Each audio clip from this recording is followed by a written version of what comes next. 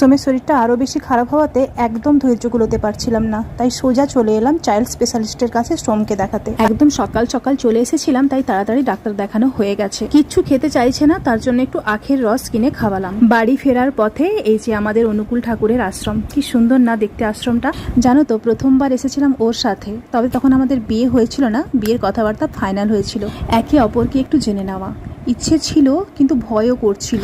মজার বিষয় হলো দুজনে মিলে ঠিক করতেই পারছিলাম না কোথায় দেখা করব। তো ও বলল চলো তোমাকে একটা দারুণ জায়গায় নিয়ে যাব। আর ওর চুজ করা প্লেসটা দেখে আমি খুব সারপ্রাইজড আর হ্যাপি হয়েছিলাম। সোমকে ডাক্তার দেখিয়ে বাড়ি ফেরার পর ও করেছিল ভিডিও কল। আর ও যেখানে পোস্টিং আছে ওখানে কত সুন্দর আপেল হয়েছে দেখো, গাছ থেকে সদ্য তুলে ও ভিডিও কলে দেখাচ্ছে। আর এগুলো কিন্তু বাড়ি আসার সময় সাথে করে নিয়ে আসবে। শাশুড়ি মা সন্ধ্যাবেলায় বানিয়েছিলেন সাতপুরি। আমি আর সোম দুজনে মিলে সাতপুরি খাচ্ছি, আর এখানে সোমকে পড়াতে বসিয়েছি। সাতপুরি খেতে আমি ও সোম তিনজনেই খুব ভালোবাসি। তোমরা কারা সাতপুরি খেতে পছন্দ করো?